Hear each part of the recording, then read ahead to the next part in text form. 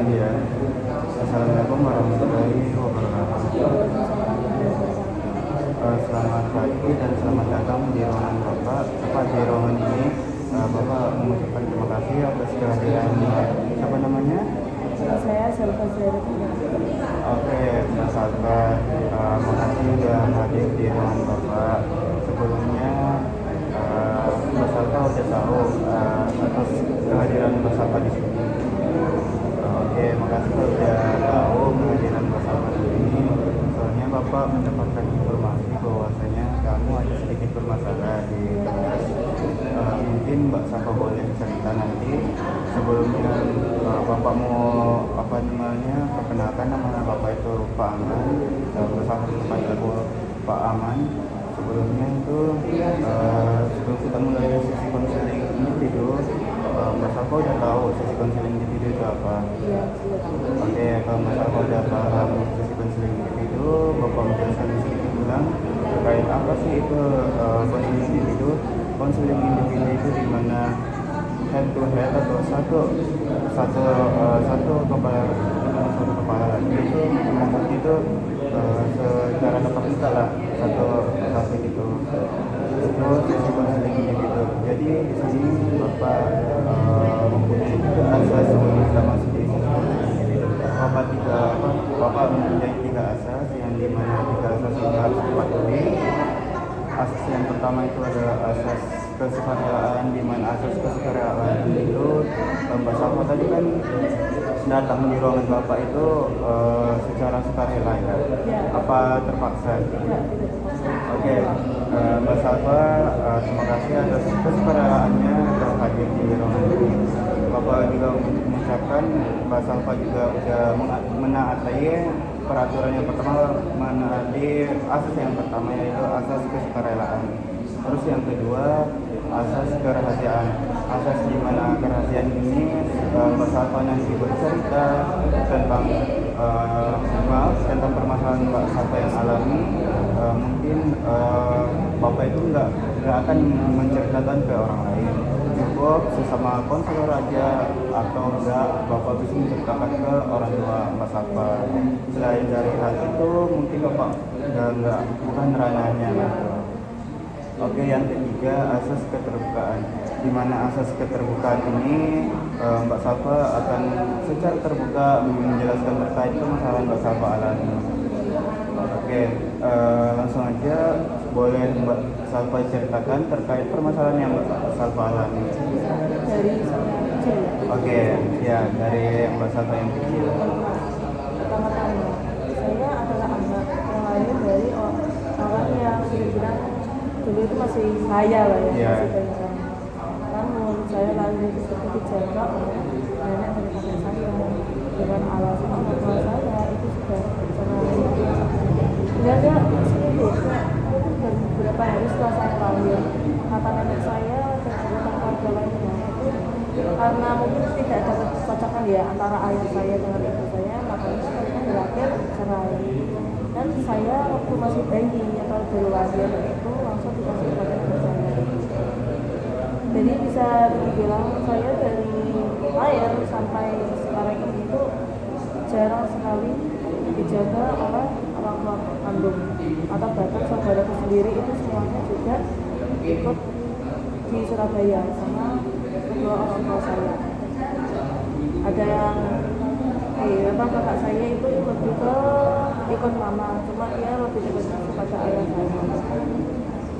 Oke, untuk segi keluarga saya ya mau dibilang baik-baik saja juga enggak ya, mau enggak baik-baik saja ya baik-baik saja, makanya kayak netral gitu. Kadang ada konflik, kadang biasa aja, kadang juga senang-senang, kadang mungkin orang tua bertengkar, yes. Soalnya sama rata tergantung kondisinya bagaimana. Namun untuk saya sendiri, apakah saya dekat sama keluarga saya?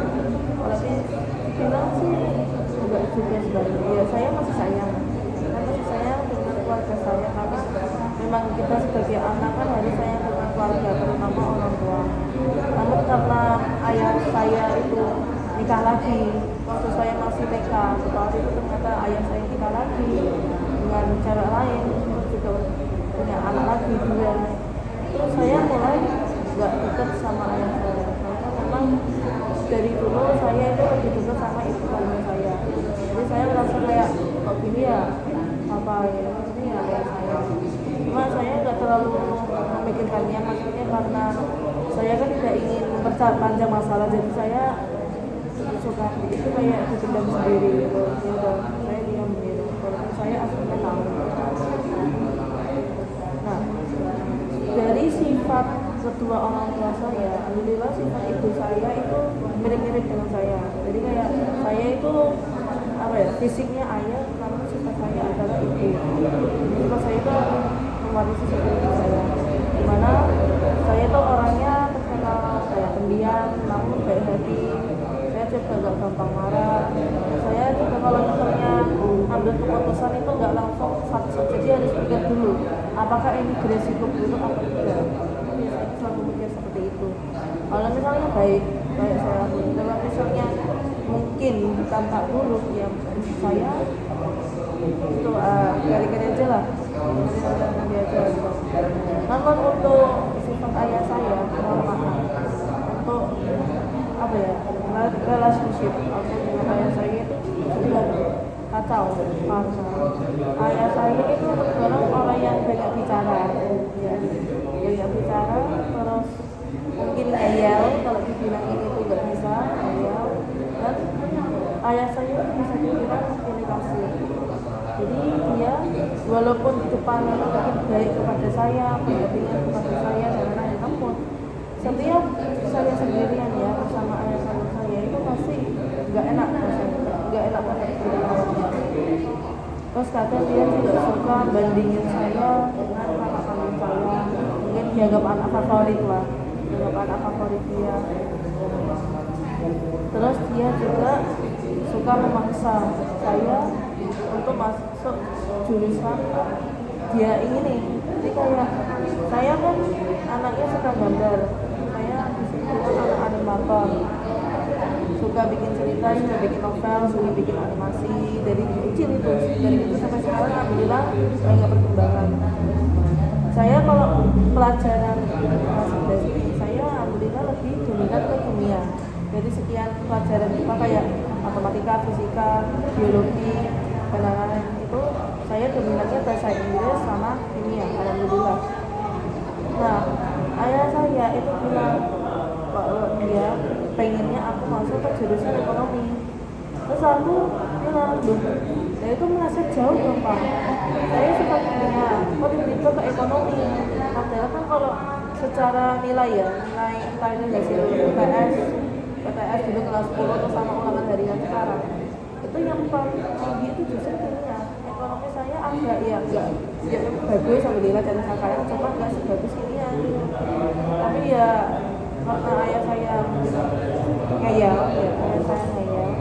ya sudah, saya apa ya, daripada konflik saya ngalah gitu.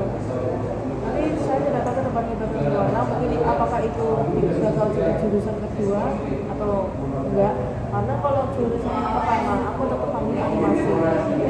Jadi kalau untuk universitasnya nanti saya antara ke Surabaya sama Jakarta, jadinya yang gitu.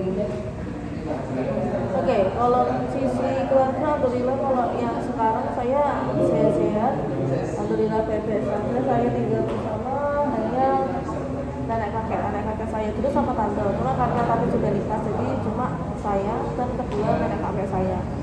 Alhamdulillah kita masih mencukupi, karena ya nggak ada siapa-siapa di rumah.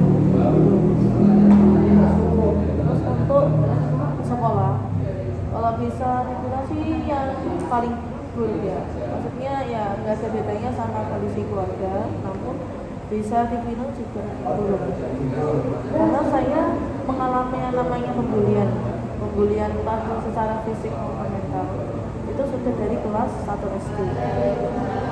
Kelas 1 SD saya pernah yang namanya anak kecil kalau ulang tahun itu pasti kan dikasih kado gitu kan sama kedua orang tua. Tapi saya waktu itu dikasih sama ibu, kebetulan ibu juga nikah lagi sama ayah tiri saya alhamdulillah lebih baik lah, bisa bisa dibilang lebih baik daripada yang di Bandung. Namun saya masih sayang keduanya ya, saya masih sayang keduanya, nggak benci, saya masih sayang keduanya. Nah, akhirnya itu saya kan pergi ke sekolah, padahal saya ini jalannya santai Pak, maksudnya nggak pamer, ya nggak bicara, ya cuma jalan biasa, pakai tas jalan biasa. Kebetulan waktu itu sepatu sama tas saya baru dibeli untuk ada ulang tahun. Namun aneh, maka kok teman-teman saya yang sekelas itu kok mandang saya itu nggak enak banget. Jadi kayak mereka mungkin berpikir kalau aku itu sombong gitu. Terus juga ada beberapa anak bilang kayak, lihat itu sombong, nanti baru karena itu. Padahal kenyataannya saya cuma diam, saya nggak pamer, nggak ngomong. Kalau tas sama sepatu saya baru cuma terus akhirnya pembulian itu terus terjadi sampai lulus SD. Masih terjadi. Yang paling parah untuk SD itu adalah kelas 45. Kalau kan corona 45 itu paling parah. Dimana saya dibully itu sampai fisik. Enggak hanya perkataan kayak itu dibilang bodoh, tadi dibilang aneh, tadi dibilang tolong dan lain-lain, kayak alasan ini, namun juga fisik. Dan yang fisik itu biasanya dari anak-anak laki-laki, biasanya dari teman-teman saya laki-laki. Itu nggak tahu kenapa saya kalau misalnya lewat gitu ya, padahal ya saya nggak berbuat salah, saya juga nggak begitu sama mereka, tiba-tiba saya dipukul atau nggak ditendang. Kalau saya lamar balik, mereka malah melonjak. Terus akhirnya kalau misalnya sudah parah gitu ya, karena aku ada batasnya, memang sadar cuma ada batasnya. Terus aku lapor ini saya, Pak ini sih ini sama ini kok ini ya pada saya gitu. Terus alhamdulillahnya guru SD saya menanganinya, jadi beliau membiarkan saya masuk ke kelas, sementara beliau akan memanggil 2 anak atau 3 anak yang sering bully saya pakai fisik gitu. Terus akhirnya lulus dari situ, belum lulus, kelas 6 sampai lulus sampai lulus itu kan masih corona, sampai kelas 7 MTSN SMP itu saya masuk ke dunia digital atau sosial media. Nah disitulah saya akhirnya bisa membuat yang namanya karya atau animasi. Itu awal banget itu kalau saya punya HP kelas 5 atau enggak, uji kelas 6 lah itu masih OTW corona, mau corona itu saya baru pertama punya HP. Itu saya langsung belajar apa sih yang namanya gambar, apa sih yang namanya anatomi, apa sih yang namanya kalau teori itu semua belajar semuanya. Dan akhirnya saya berlatih meningkatkan skill saya gambar itu, sampai akhirnya saat saya masuk ke dunia media sosial atau sosmed itu saya benar-benar menemukan kayak lingkungan baru gitu. Kayak ada yang namanya Instagram, ada yang namanya YouTube, ada yang namanya Discord, ada yang WhatsApp dan lain-lain. Aku mulai coba gitu. Kecuali TikTok sih, saya dari dulu nggak tertarik sampai sekarang sama TikTok, nggak tertarik. Nah di situ aku akhirnya punya banyak teman waktu awal SMP MTS ini. Aku punya banyak teman online. Itu kebetulan sama-sama suka gambar atau sama-sama fandom lah, suka film ini atau enggak sih animasi ini suka. Kita circle, namun ya bicara film banyak film lah saya dulu. Kan ada 3 atau 4 grup. Itu saya main sama orang-orang yang lebih banyak. Cuma saya berjalannya waktu, ternyata saya juga terkena pembulian yang ketiga, yaitu cyber. Jadi nggak cuma di dunia nyata itu seperti fisik, mental, omongan dan lain-lain. Ternyata saya juga kena cyberbullying. Nah, cyberbullying itu seperti apa? Yaitu dimana kalau aku membuat kesalahan ya, entah itu kesalahpahaman tidak sengaja atau ya bagaimana ininya gitu, tiba-tiba mereka itu kayak langsung benci gitu loh. Terus saya mencoba minta maaf. Jadi kalau minta maaf kan pasti dikasih alasan kesalahan saya apa, terus penjelasan saya nggak mau lagi gitu. Nah, namun kayaknya teman-teman saya yang dulu itu kayak masih nggak terima karena mereka sudah ada benci, rasa benci ke saya juga kurang tahu. Saya minta maaf kok sifatnya masih sama aja gitu. Mereka tiba-tiba ngehit, kadang apa ngecek-ngecek, terus sampai ngefitnah. Yang paling parah itu waktu saya kelas 8 itu corona alhamdulillah sudah berakhir. Itu saya masih kena, sampai cabut dulu saya masih kena. Hingga saya mulai bulan atau enggak awal kelas 10 itu cabut dulu itu masih ada. Ya itu dimana kalau misalnya sudah ada dalam satu grup ya, pasti kan diajak komunikasi dari grup ini pindah ke sini, ini ke sini. Jadi dia saling mengenal sama orang-orang baru. Nah, dari sekian banyak grup itu ternyata nggak semuanya berlaku positif, ada yang berlaku negatif. Dan saya itu juga heran kenapa yang kena itu selalu saya. Padahal yang pernah berbuat salah itu si ini juga pernah. Itu namanya manusia, pasti semuanya pernah berbuat salah, nggak cuma saya gitu. Dan saya mencoba menjelaskan sebisa saya. Cuma kenapa kok kayaknya mereka tuh lebih suka kalau saya tuh jadi korbannya gitu, kayak jadi apa? Target lah, jadi targetnya. Kenapa kok saya terus? Hingga pernah saya sampai trauma aktif di Instagram karena saya pernah difitnah buat gambar yang jorok gitu, pakai karakter saya sendiri. Itu saya sampai klarifikasi lah, saya sampai klarifikasi di YouTube sama WhatsApp kalau aku nggak pernah gambar seperti ini. Dan sudah jelas bahwa style saya sama style si mereka ini sudah beda jauh. Jadi sudah jelas dong ini bukan saya yang buat.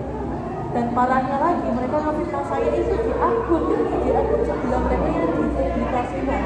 Jadi kan kayak mempermalukan gitu kan Pak, kayak menjelekkan nama orang lain pakai akun sebelah, terus bilang kalau ini gambar aneh-aneh gini salah kan gitu. Terus sampai klarifikasi beberapa kali, tapi alhamdulillah itu udah berlalu ya. Namun tetap aja saya sedikit trauma, jadi nggak seaktif dulu untuk main Instagram. Terus untuk kelas 9 nggak ada yang perlu dibicarakan sih, mungkin sama aja berbunyi, cuma untuk lingkungan sekolah saya alhamdulillah baik-baik saja, maksudnya nggak sampai bully. Dari kelas 9 itu benar-benar aman. Kalau seperti waktu kelas 7 sama 8 itu masih kenal, cuma nggak sampai waktu SD. Terus saya lulus dari SNMPTN, masuklah saya tempat ini.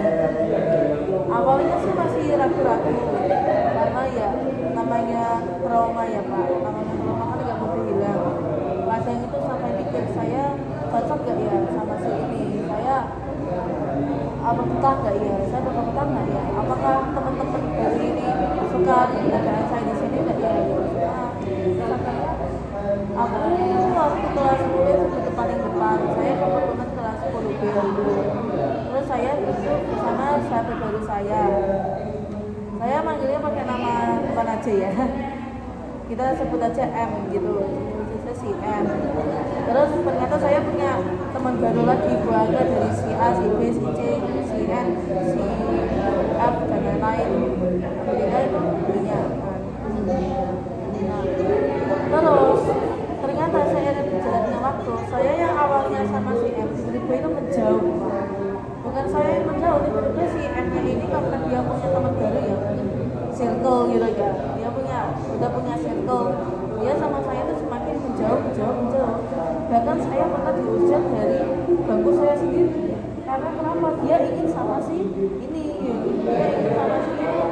Nah, terus aku bilang, terus kamu kenapa gak bilang dari awal, kita terlanjur satu bangku gitu kan, dari satu bangku untuk satu semester, 2 semester, kelas 10 terlanjur satu bangku, itu kan satu tahun kan cepet ya, itu kan sudah masuk lama kan.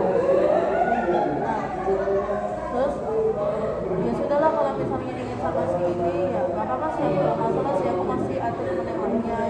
Terus ternyata beneran waktu aku bilang gitu, aku coba jelasin baik-baik, ternyata si temenku si M ini itu kayak ngusir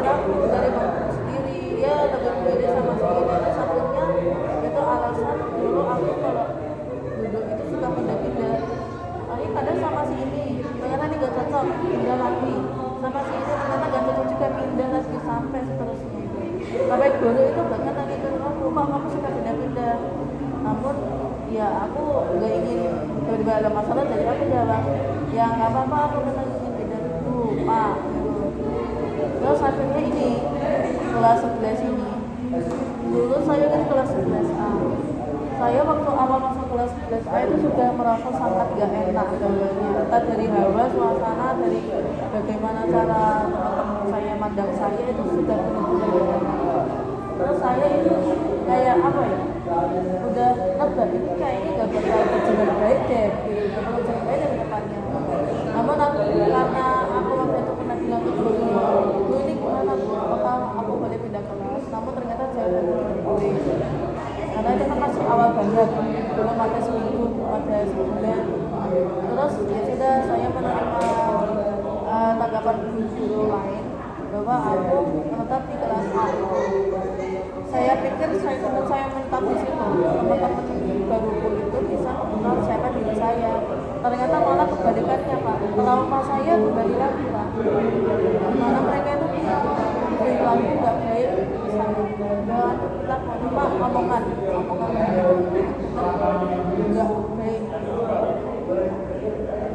Jadi waktu itu apa ya, untuk percakapan saya nggak bisa menjelaskan terlalu detail lah, namun intinya bagaimana mereka berbicara itu jujur ada hinaannya.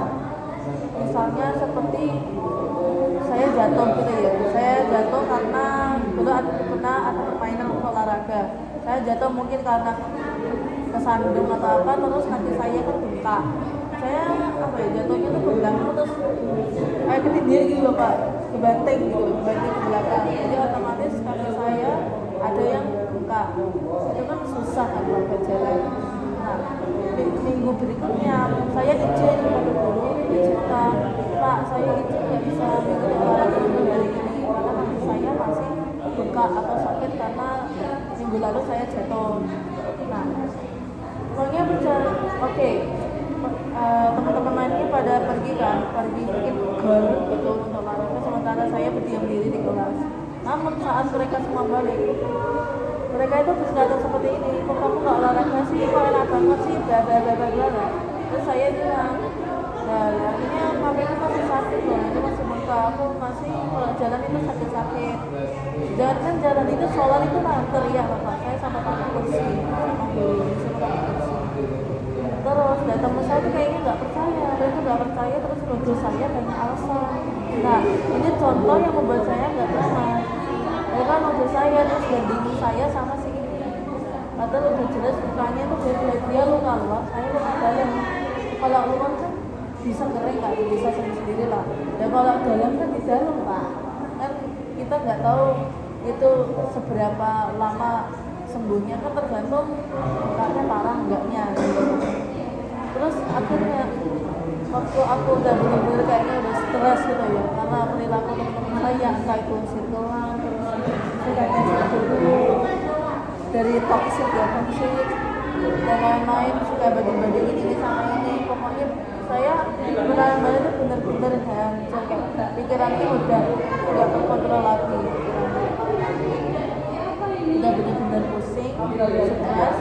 Kalau ada kelompok atau presentasi sama teman sebangku, pasti saya kerjain teman sebangku nggak apa-apain. Akhirnya saya karena terlalu banyak menahan emosi, entah itu amarah, sedih, stres, bingung, takut dan lain-lain, itu benar-benar campur aduk dalam diri saya. Akhirnya saya waktu itu sampai nangis ke perpustakaan waktu olahraga. Karena waktu itu kenapa nangis itu karena waktu olahraga kan disuruh keluar, dan itu kebetulan kan dibonceng sama temen kan biasanya.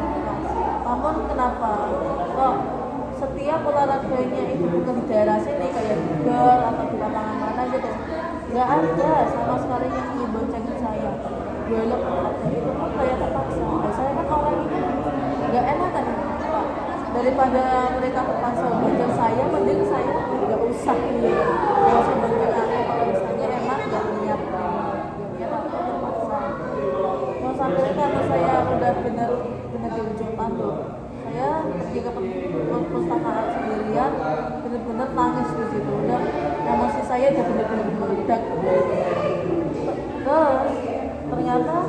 guru BK sini itu sadar aku ada di situ karena mungkin suara saya ya atau mungkin tangisan saya kedengeran. Terus akhirnya di guru BK itu mengatakan saya, kamu kenapa? Kamu dulu nangis, nangis serius, nangis sampai parah, kamu kenapa? Karena saya waktu itu benar-benar pengen terbuka ya. Sudah saya curhat apa yang saya alami, apa yang saya mendapat di guru BK itu, dari perilaku teman saya, dari bagaimana teman-teman saya itu sirkulan semua, terus dari bagaimana mereka kalau bercanda itu suka menyinggung, kayak mereka itu bercanda niatnya cuma nggak memperhatikan orang ini nyaman nggaknya gitu loh. Jadi kayak di lost nih. Nah, mereka nggak tahu kalau candaan mereka itu nyaman, terusin gitu, terus. Terus akhirnya alhamdulillah sama guru BK itu katanya aku disuruh pindah karena memang jalan terbaik gitu kan, nanti dikasih kesempatan kan biasa itu nggak boleh kecuali kalau memang benar-benar serius situasinya. Alhamdulillah saya sama guru-guru lain itu diizinkan untuk dirawat, alhamdulillah. Nah, disinilah aku alhamdulillah benar-benar lingkungannya beda banget, beda jauh sama kalau sebelumnya. Baru masuk aja aku tiba-tiba ditawarin ayo ke kantin bareng, ayo beli teman bareng gini-gini, pokoknya diajak. Saya kaget karena di kelas sebelumnya saya nggak pernah digituin Pak. Jadi saya dijajan sendiri, ke kantin sendiri, ke kamar mandi sendiri, pokoknya apa-apa sendiri Pak. Nggak pernah saya satu pun itu sama temen sekolah dulu itu nggak pernah. Tapi alhamdulillah untuk sekarang, walaupun saya kalau keluar itu suka sendiri, tapi di kelas saya itu benar-benar ada temen gitu loh, benar-benar ada sahabat atau temen gitu loh. Jadi saya nggak cuma senang tapi juga melindungi. Kan namanya apa ya, satu kelas itu kan bisa jaga satu keluarga lah kalau misalnya dibilang satu kelas satu keluarga. Nah aku benar-benar merasakannya lebih baik daripada kelas yang sebelumnya. Itu nyaman gak nyaman, suka gak suka, itu mereka tetap melanjutkan omongan mereka yang kurang baik gitu. Nah terus di situ kemarin kebetulan ada keterampilan juga, terus juga ada ngobrol-ngobrol bareng gitu, entah itu kelompok maupun apa. Sebelum ada BK ya, kemarin kan BK kan kesana. Nah sebelum BK itu saya sempet ngobrol banyak sama teman-teman saya juga yang sekolah sekarang. Nah alhamdulillah saya benar-benar nyaman Pak. Jadi benar-benar aman lah, nyaman gitu. Nggak ada yang namanya candaan tapi seperti hinaan. Jadi kalau bercanda ya bercanda. Jadi nggak ada kata-kata suka yang menghina orang, itu nggak ada sama sekali. Jadi mereka semua anak-anak di kelas 11 itu sebenarnya benar-benar menghargai semua yang ada di situ. Jadi entah itu anaknya bodoh, pinter, kulitnya putih, kulitnya salam matang dan itu mereka tuh saling melengkapi lah, saling menghargai lah. Nah waktu saya alhamdulillah sudah pindah, saya tahu mungkin ada beberapa dari teman saya yang kelas dulu itu kayaknya nggak terima gitu kan, mungkin sering gibahin saya di belakang gitu. Walaupun saya nggak melihatnya secara langsung, cuma udah kerasa gitu dari kejauhan mereka ngelihat saya terus tiba-tiba diomongin, nah itu wah ini giba ini gitu, wah giba ini. Tapi ya udah aku biarin karena ya udah terbiasa, aku harus ngapain juga. Terus untuk apa, bagaimana kalau saya sama tetangga-tetangga saya, kalau saya bilang sama aja, jujur sama aja seperti masalah saya di sekolah itu kena yang namanya pembunuhan. Itu juga terkena fitnah juga. Dulu saya dituduh merusak barang si ini, padahal enggak, saya pinjam aja nggak pernah gitu. Mau tiba-tiba saya yang dituduh gitu. Terus akhirnya ya gagal banyak. Saya bercerita waktu aku nggak pernah ke rumah, aku nggak pernah keluar rumah lagi. Jarang sekali kalau enggak acara penting apa ya, kayak Idul Fitri, Idul Adha. Jadi biasanya kan sholat kita di masjid dekat rumah saya. Ya di situ aku kadang ketemu sama tetangga-tetangga teman saya dulu, katanya disapa gitu ya, karena ya bercanda ngobrol dikit-dikit lah gitu.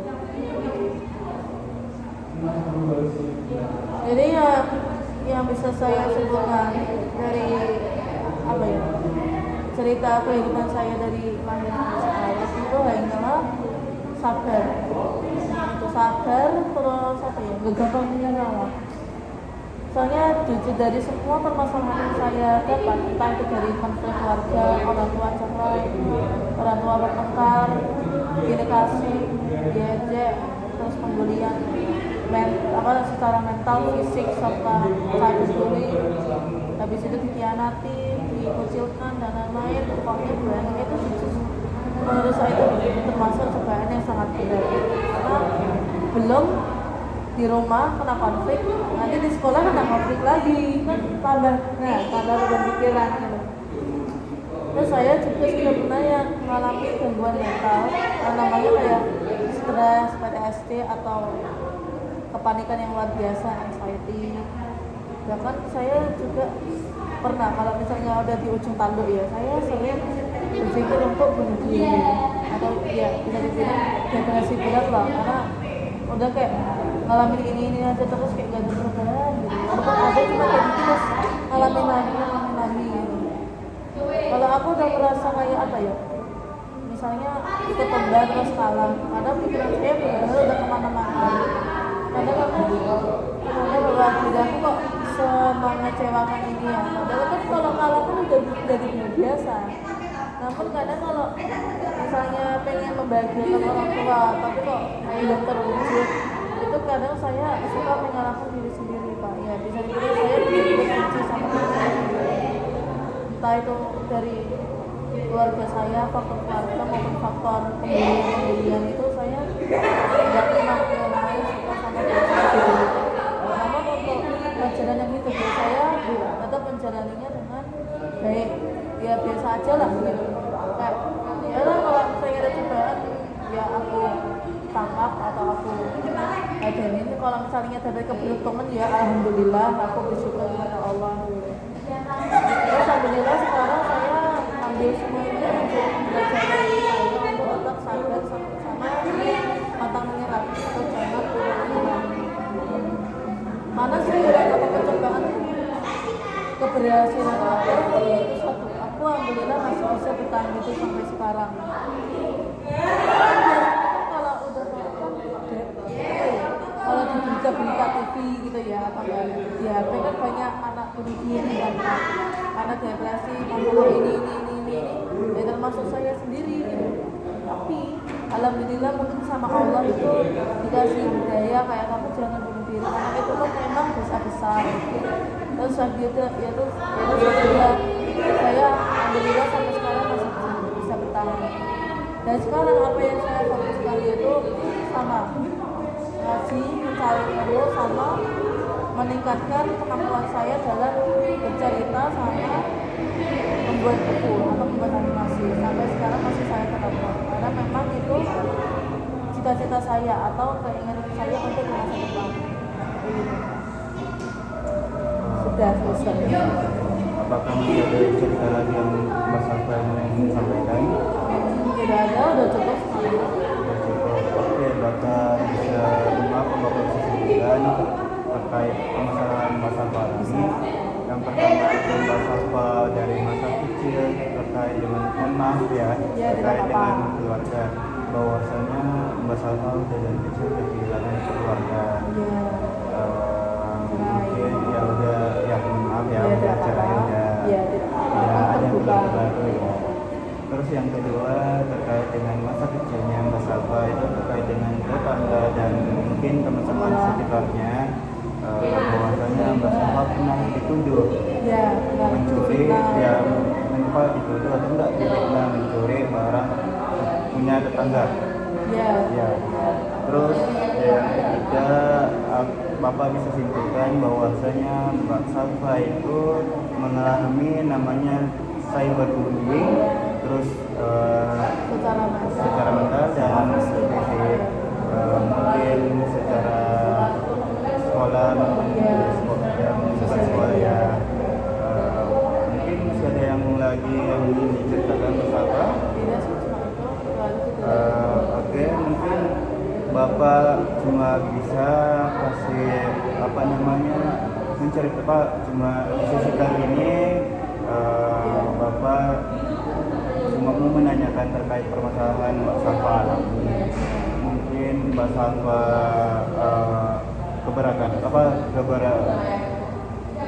mungkin keberatan. berat ya, keberatan terkait dengan permasalahannya. Nanti kita akan mengadakan 3 sesi. Yang pertama sesi sesi keterbukaan itu tentang permasalahan yang Mbak Salva alami. Terus yang kedua sesi penyelesaian masalah. Yang ketiga refleksi. Nah, mungkin sesi kali ini cuma sesi keterbukaan tentang permasalahan Mbak Salva alami.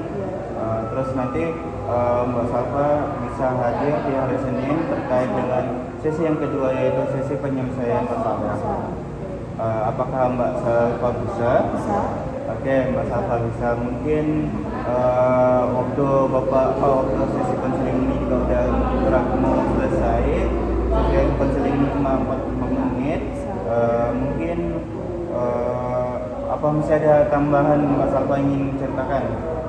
Mungkin ada sedikit saja. Ini terkait untuk bercanda. Biasanya kalau zaman sekarang kan suka bercanda kan, termasuk diri saya sendiri. Namun kalau untuk pesan saya, kalau misalnya ingin bercanda itu alangkah baiknya lihat dulu apakah candaan yang kita sampaikan ke anak-anak itu menyakiti atau tidak. Cuma itu, karena pengalaman saya sendiri paling banyak itu juga kadang itu dari candaan. Jadi kayak orang-orang itu kelihatannya bercanda, ya saya paham. Cuma bercandanya itu bisa dibikin terlalu berlebihan. Nah makanya itu yang menjadi faktor aku nggak nyaman sama sebagian dari mereka. Udah gitu. Oke, Bapak bisa simpulkan terkait permasalahan yang baru Mbak Salva ceritakan terkait dengan percandaan. Ya. Mungkin percandaannya dari etika atau Benar. mungkin percandaan dari omongan atau enggak tingkah laku yang dari Mbak Salva nggak suka terhadap teman-teman Mbak Salva. Ya. Masih ada lagi nggak Mbak Salva yang Tidak, ingin Pak. diceritakan? Semuanya itu sudah. Mungkin cukup sekian dan terima kasih sesi konseling ini. Nanti kalau misalnya masih ada Mbak Salva ingin diceritakan, nanti hari Senin kita ketemu lagi terkait permasalahan dan mungkin sekalian juga penyelesaian masalah. Bapak mungkin akhiri. Wabillahi taufiq wal hidayah. Wassalamualaikum warahmatullahi wabarakatuh. Waalaikumsalam warahmatullahi wabarakatuh. Oke, makasih Mbak Salva telah hadir di ruangan Bapak, dan mungkin Bapak mengucapkan mohon maaf sebesar-besarnya atas tingkah laku siswa-siswi yang ada di sekolah ini. Oke, mungkin Mbak Salva masih ada mata pelajaran? Kalau tahu ya kalau saya mungkin langsung balik ke kelas juga. Oke, makasih atas kehadiran Mbak Salva. Boleh silakan kembali ke kelasnya. Oke, silakan. Terima kasih Pak. Oke.